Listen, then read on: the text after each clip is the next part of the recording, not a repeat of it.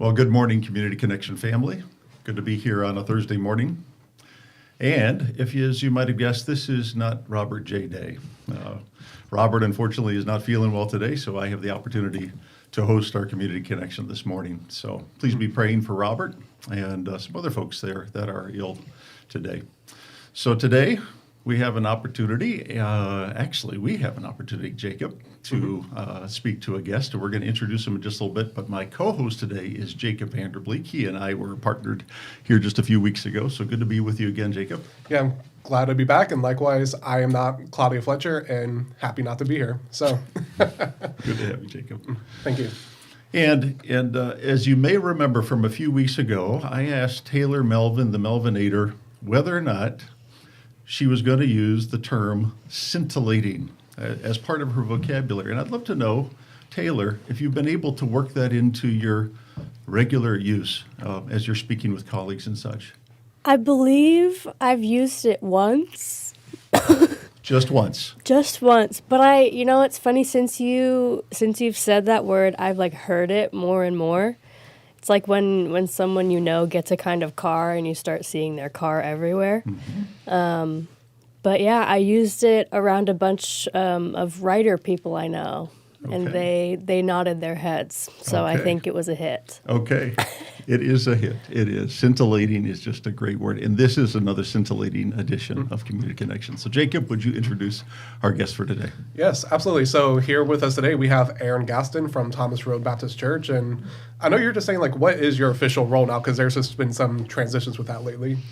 Yeah, so I've served at Thomas Road Baptist Church. Thank you, by the way, both of you for having me today. It's an honor to be here. I serve there as our director of ministry, so I get to work with all of our discipleship teams, our next gen team, which is kids and students, birth through high school, but then also our adult ministry teams, all of our life groups. We have an incredible care and counseling team there at the church, and of course our adult life groups and our missions teams and the like. And so it's an honor to serve that team. And I've been there a long time. We were talking before we came on here. I'm getting older, and I've been there for a while. But we've been very blessed and love serving our area, our church, as the Lord opens doors. So that's what we do. That's great. Yeah, and we're just very grateful to have you here with us today, and also just for all the ways that Thomas Road has just been kind to us in the community, and just the little things that you've done and kind of just what brought about some of the timing of the invite here for this week was we just wrapped up Foster Adoption Sunday at Thomas Road Baptist. Yeah. And so tell us a little bit about just that engagement, some of the relationships that the church has in the community and who you invited into that space. Yeah, absolutely. Years ago, we knew James 1:27. We're called to the orphan and the widow, and that's a calling that God's put on all of us. So we're all called to do different things, but we're all called. And so a long time ago, we were like, hey, how could we make an impact in our community? And the Lord has certainly blessed Thomas Road in some great ways over the years. And so we just wanted to bring awareness to the call, James 1:27, and play a part of maybe being an on-ramp for folks at our church to answer that call to help a child in need, whatever that looks like. Perhaps an adoption, perhaps it's foster care, perhaps it's serving, whatever that situation is. And so as we got to know different community partners, and Patrick Henry was one of those many years ago, we felt like, hey, what could we do? Well, that is build awareness, bring some community partners or guests to our church, and serve them by sharing about what they're working on. And the prayer there is that the Holy Spirit kind of, maybe as he does, poke in the chest and say, hey, maybe I should go up there and ask what they're up to, because I just felt a pull. And so just encourage folks to obediently follow the Lord and what that has. So this past Sunday, we had 9 different guest partners. You guys were one of them, which is awesome. And we had some foster agencies, our Thomas Road Resource Center team that we can talk about a little bit as well. We had ABBA Scholar Program from Liberty that's there helping financial assistance to kids that need it for school. Perhaps they've gone through foster care or other traumatic events in their life and they want to play a part. And Care Portal, our Care Portal team, through Patrick Henry was there, and so it was a great Sunday. And folks, share from stage, hey, this is what's going on, and get in the game, and then folks would get able to get some information. And so that's what we did this past Sunday. We try to do it a few times through the year if we can, and then just in between those, just serve as best we can. So Absolutely. yeah, That's something that I'll say as a comment of something that I love seeing and just appreciate as an aspect of like the Sunday itself, where I know things were a little chaotic because Julie Farley was out of town for the weekend, who leads the Care Portal team at the church. But hey, like we were kind of there side by side, table wise. But this idea of like, oh, the church's Care Portal ministry was being fronted as, oh no, like this is something we do as a church. This isn't just a Patrick Henry thing we're going to push out pamphlets for, but hey, no, this is its own distinguished thing that is the church's. Yeah, all of our teams, so our foster adoption resource team, that's all volunteer, including me. I serve on that team. We have all our different ministries, but that's the one I serve on. It's not a part of my, expectations or any way. It's just that's the one I serve on. And then that includes Care Portal as well. And Julie was out, and what was interesting is actually all my leaders were traveling for important reasons this past weekend, but we've just seen the Lord bring folks to serving, and so their other leaders were empowered and ready to go, and so it's good. And so, but yeah, our Care Portal team, it's all volunteer led, but guided, obviously from the ministry that you guys spearhead here, and it's impacting families. We have stories of when we're able to meet a need, we're able to meet that need, and then that not just meets a tangible need, but as Julie and I share about Care Portal specifically, we have a spiritual target that's there, and so we're really passionate about it. And so that was a little picture of Care Portal, and Jacob, as you just shared, like. When we're able to tag team together, we are able to do a whole lot more. I think of it like a hockey game. There's a line change in the middle of the hockey game, but the game doesn't stop. But the whole, replacements or fresh players go onto the ice, and that's how a team works. The game doesn't stop. We just do a line change in the middle, and so that's how we kind of look at some of our guests that we had on Sunday, and we just know that God's calling people different ways, but to target the same issue, and that is to help children in the times they need the most help. So. Yeah, absolutely. Yeah, so tell us a little bit more in detail, like how, the Care Portal, that's kind of one of the big things that we do, kind of like as part of that tag team, that tagline. How does that go hand in hand with y'all's Foster Adoption Resource Center? Oh, yeah, great question. So right before we came on the air, we were talking a little history. So probably about 10 years ago, we had a number of families here at our church. It's like, Aaron, hey, Thomas Road, they could do a whole lot more in the area of children, whether in foster care or adoption, or families that do that. And, we're not doing enough. We should do more. These are all just families, just passion and burden. And I was much younger at the time, and so I was just starting to catch the fire there, the vision there. But I was like, well, hey, I believe in it, so let's do it. So we started, we looked at our church, like, what are we equipped to do well? And as a church, we felt like we were equipped to, we have very generous people, and we had some facility, and we thought, you know what?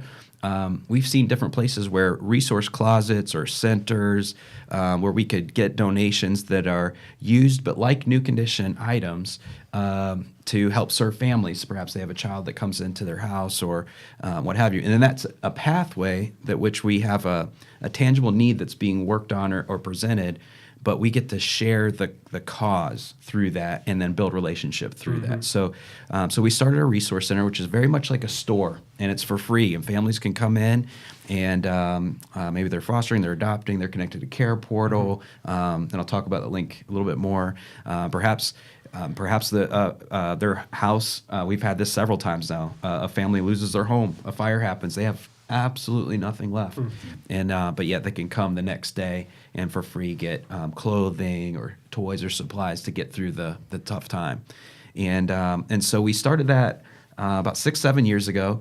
It actually started in some of our folks' their basement. One of our volunteers, they had a freezer, and they did freezer meals, and that was one part of the closet. And then another person, they opened their basement to store like the toys or the diapers or the formula, and folks would just come over to their house. And then we got a property downtown at one of our locations, and so we moved it there. But it was basically like this room times maybe 2 more in space. It was very small. And then the Lord opened up the property over at Fort Hill Plaza, where we are now, which is just over 4,000 square feet, of storefront. And our goal is that folks that come to shop there, they shop with dignity. They feel the dignity that we feel the Lord has given them in just who they are and who we are. And so it's so they get loved on a great deal, and the Resource Center serves about 70 families a month. So that's where we are about right now. In fact, yesterday I had a social worker over at our house, and they had a situation 2 days ago that they were interacting with, but the Resource Center was able to provide them some bedding material, and it needed to happen on the fly, and so that took place. A couple years ago, then Patrick Henry shared about Care Portal, and we prayed about it and said, yeah, okay, we think that's it. Let's jump into Care Portal. And we felt like we were postured with our resource center to meet at least tangible needs for kids birth through middle school really, really well. And so if there's a need that's identified in the network of Care Portal, we should be able to step up to that pretty quickly. And so because of the work already that's accomplished at the Resource Center. So so our Care Portal team is kind of backed by the Resource Center for those needs really, really well. And we actually just launched Care Portal, and we had gotten a Liberty University connection. A mother had called down.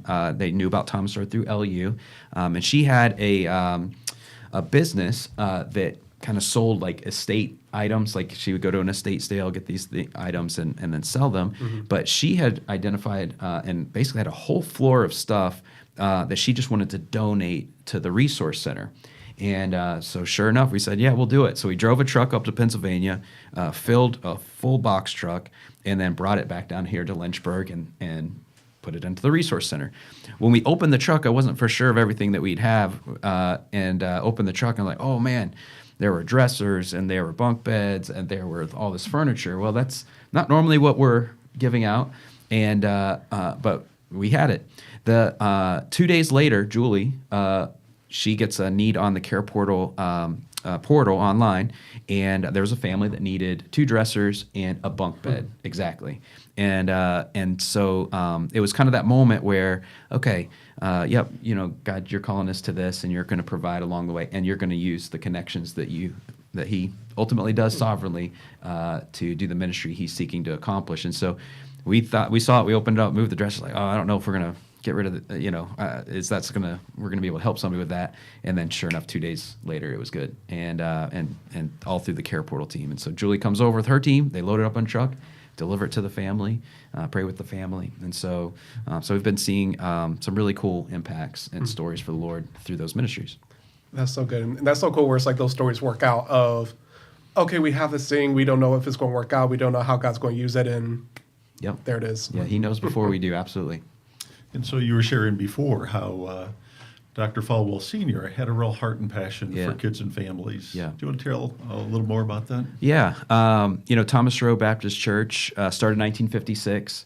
And for the Lord had always put on Dr. Falwell Sr.'s heart every generation. So if you like, our church is something unique, I think, about us is every generation. And even though, yeah, we're coming up on, 75 years, something along those lines, coming up quickly.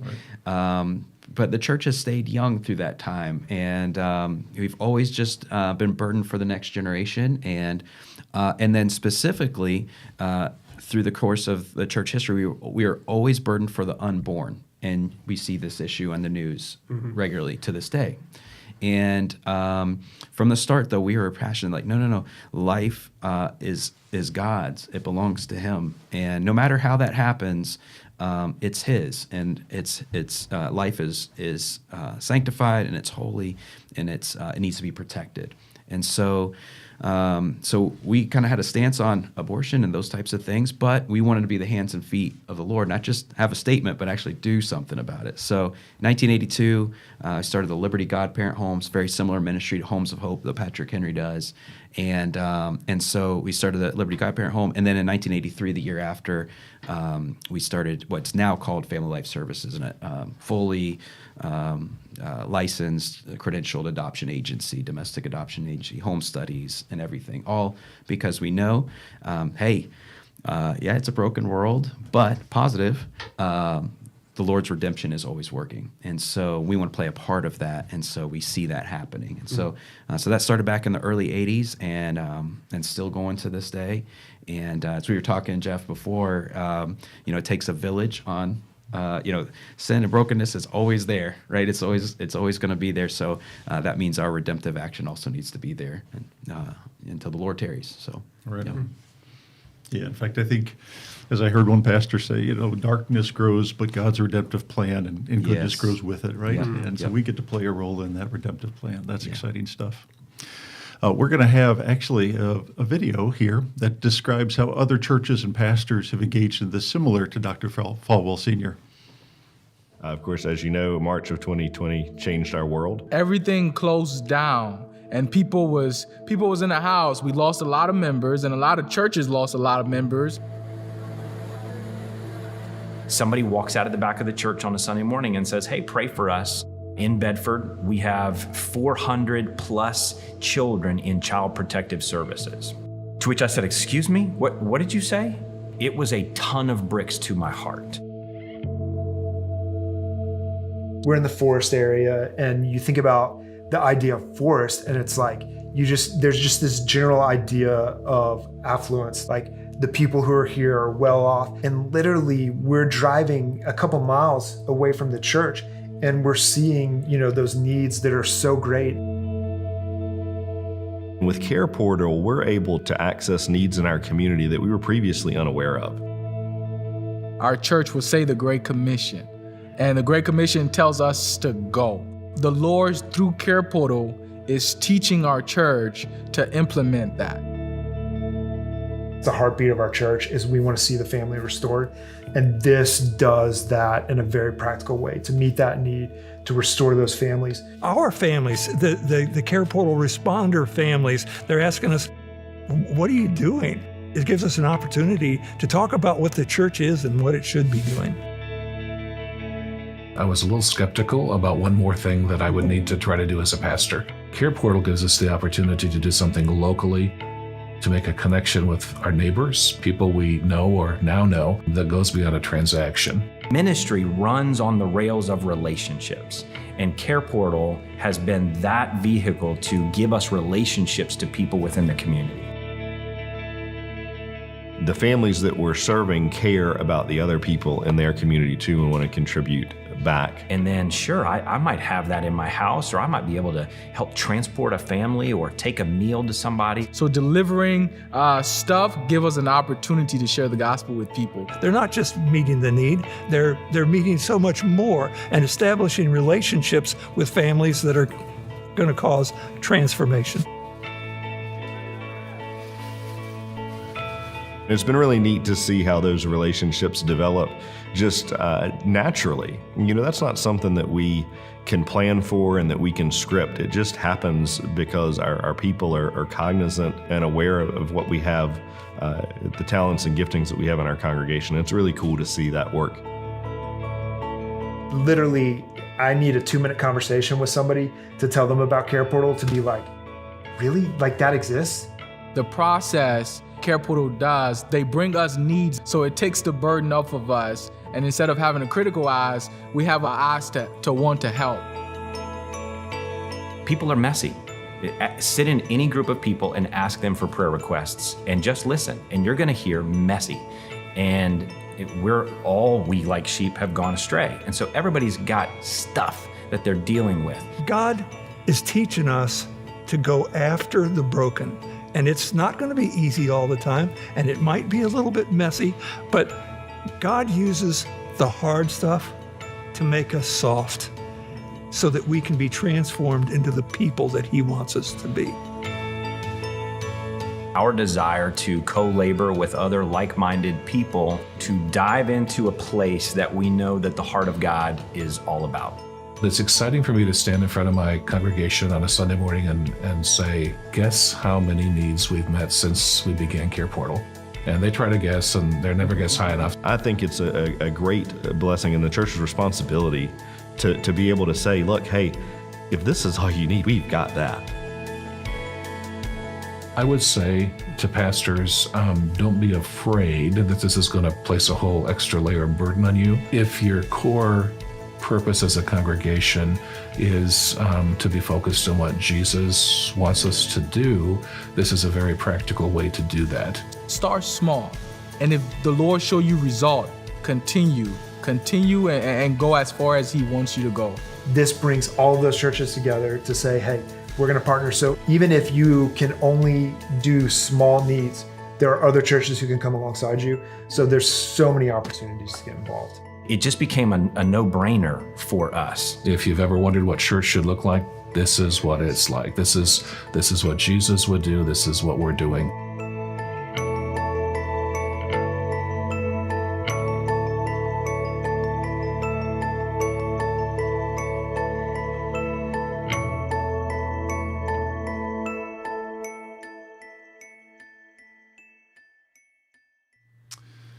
I love what the pastor said, that ministry runs on the rail of relationships, right?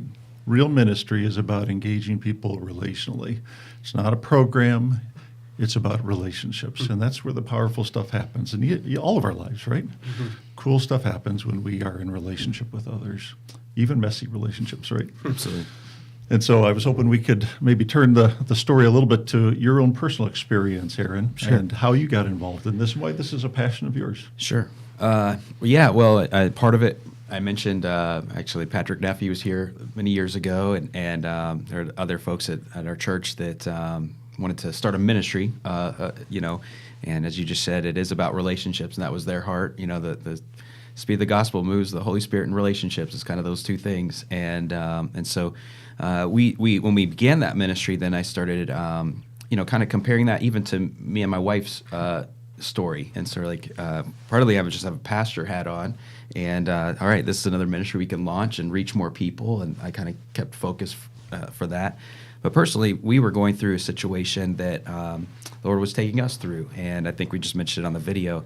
Sometimes the storm is what the Lord uses to enrich your faith and grow your faith and reveal who God truly is. And so we were going on we had found out it was going to be very difficult for us to have children. We had some doctor's appointments and the like, and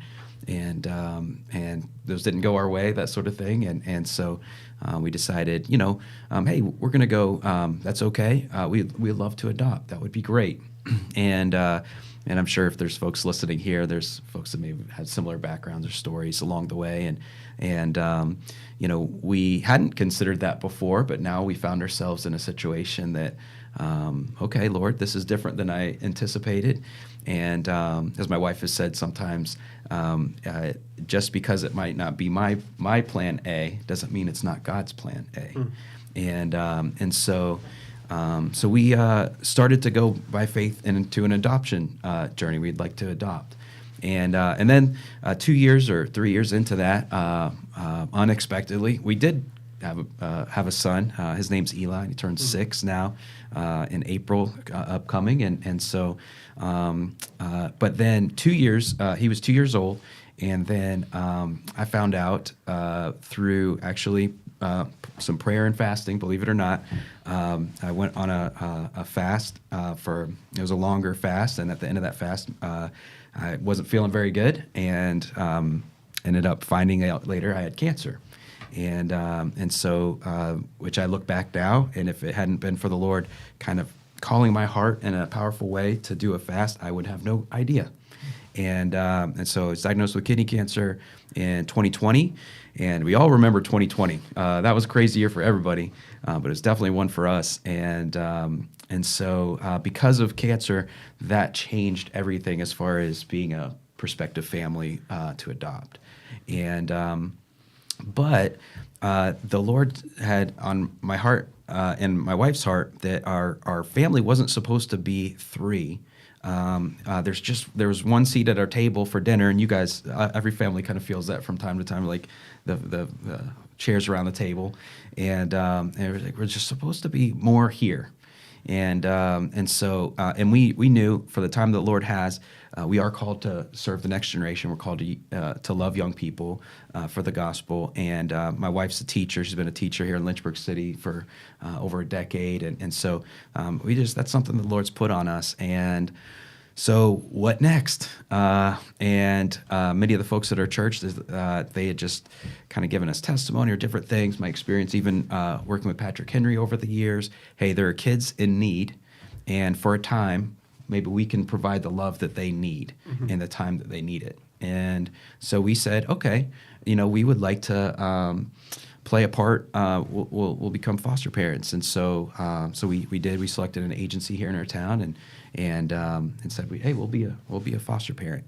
And we got into that and learned even more just challenges and difficulties in that. But we decided somewhere, somehow, there's going to be a child that needs just us. Like God's got that picked out for us, and we're going to just love that child. And so we became foster parents beginning of 2 years ago, and then and we've been fostering a little girl now. She just turned 1 since, let's see here, almost a year to the day today.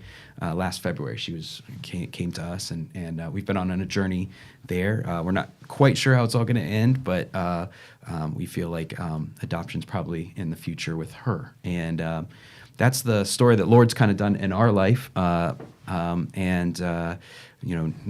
every situation kind of works all those ways out, but that's the story the Lord's currently writing for us for the time that we have. That's the way I say that, because we just never know how much time. And so I share that story because maybe there's somebody listening or what have you, and maybe there's fear. Maybe there's like, hey, I'm not sure if I can serve on that team. That seems like I might not be able to, give what I need to give, or maybe there's just some concerns that's not a fit.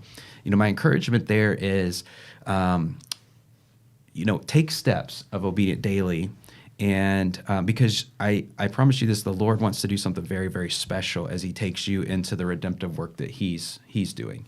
And therein lies the great reward. It's not anything that we receive, but it's something that we get to see him do. And it brings you face to face with God's goodness and his trustworthiness, his love, right into the center of some of the most difficult situations in our society. And so, you might be listening, you're like, man, I felt like I should do this and I'm not sure. We kind of went, the Lord taking us and forcing us down this path. But I believe that one way or another, he's gonna use us if we're obedient to him. And so that's a little bit of our story, Jeff. That's a great story.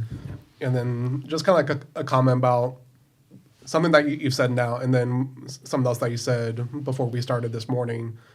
What I think is like a wonderful way to put it is seats at the table. Yeah. Like, hey, like we're here. It might be myself, might be me and my wife, might be whatever family situation you're in, and just looking at all the different ways to be involved in the community, all the different ways to live missionally, but to kind of just like narrow things down a little bit, that's a good way to ask yourself, like, where's there room at my table? Yeah. Like, where's there room to invite someone in? And maybe that could be a foster or adoptive child, or hey, like what else can we do to invest in the relationships and sharing Christ through that way? Yeah, we had a family. They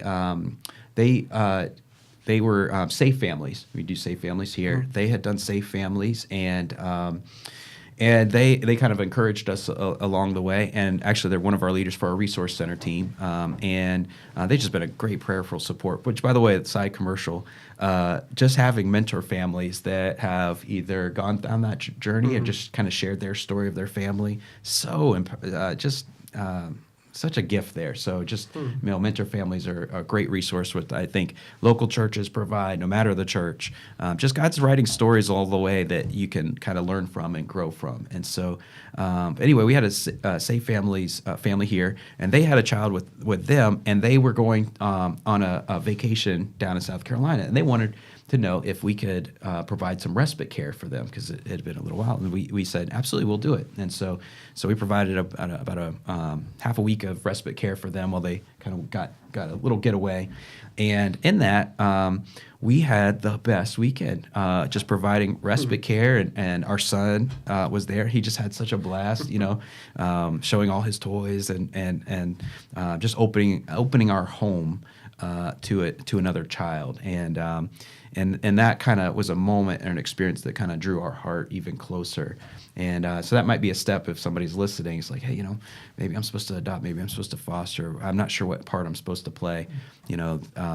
Sometimes like a Safe Families or Care Portal ministry can be a little bit of a step that is just the first of many that the Lord has. And so just be open to it.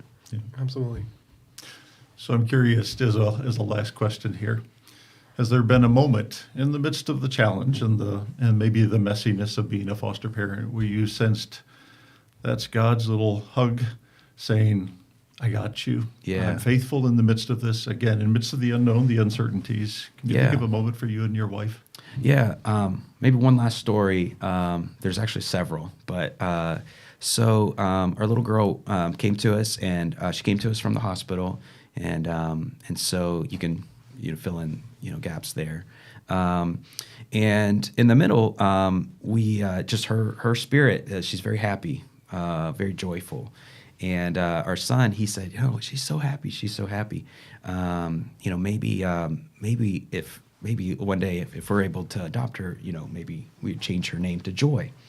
And we calmed him down. That's natural, like 5-year-old, talking there. We calmed him down. No, the goal for us is to see her go to her own family. That's our goal. And so unless something that doesn't work out there, that is our goal. And so we're going to help her family grow and know the Lord, and we're going to help care for her in that meantime. And then that's the goal. And so in that path, we go on a journey. Too long to share here, but then it became evident that maybe that wasn't going to be the opportunity for her, and the redemptive path there is going to be a little different for her biological family. And so with that, there's a lot of unknowns and a little bit of fear, to be honest, and all those different things. When we go to one of her doctor's appointments, a lot, I think we had over 100 different doctor's appointments and visits and appointments in a year's time. So that lets you know some of the commitment that you give and your love, no matter what. And so. We were at a doctor's appointment, and we check in with the receptionist. And you know how you go to a doctor's appointment, and you just check in at the desk, and they give you the chair, and then they'll call you back, right? Well, the receptionist never handles you much more than that, right? Well, we check in, and then we go to our room to wait for the doctor, and then the receptionist comes back to our room in the area, and she's like, "I'm so sorry, I can't help, but I just have to say this. Now, she's not yours, right? Because some of our paperwork." And we said, "No, she's not ours. We're expecting, a different path." And she's like, "Well, listen, if you guys are able to adopt her, you need to change her name to Joy, and because that's what I just had to tell you that." And we kind of looked at each other, and we didn't say a word. And then 5 days later, after that. Agency called and said, "Hey, we think her path is changing. Would you be open to?" And so, but that was a moment where, like, the Lord says, "Hey, I'm working all the time," and even if it didn't happen that way, He's still working all the time. And so that's one story, Jeff, that I think lets you know. And so, as folks are listening, just always being listening to how the Holy Spirit's moving around us, because He always is. You bet. That's so He good. never stops working. No. He never stops. Absolutely. Aaron, thanks so much for sharing that story. Yeah. Our guest today has been Aaron Gaston from Thomas Road Baptist Church. We're so thankful for the work that you're doing and all that you're leading there. And we pray that you have a wonderful, blessed year over the course of this year. Thank you. Community Connection family, we'll look forward to seeing you next Thursday, hopefully with Mr. Day. And Jacob, thanks for co-hosting this morning. All right. Thank you, Jeff. All right. Have a great week, guys. Nobody gets to choose their family. If a person is fortunate enough to be born into a healthy family, then life can be much like floating down a smooth, gentle river in the summertime. But an unhealthy family is like a dangerous river, filled with rocks, debris, and fast-moving water. This river swiftly leads to the steep waterfall of adulthood, tragically forming a new river of dysfunction. Even if you aren't born into an unhealthy river, there are many streams that cause a person to get there. But there is only one way to get out, and that is through a meaningful relationship. Across our region, there are many agencies, churches, and families who are devoted to helping children escape from unhealthy rivers. Some feel their role is to wade in and rescue children. They foster, adopt, or provide safe families. Others stand by the river and support the rescuers by providing what they need.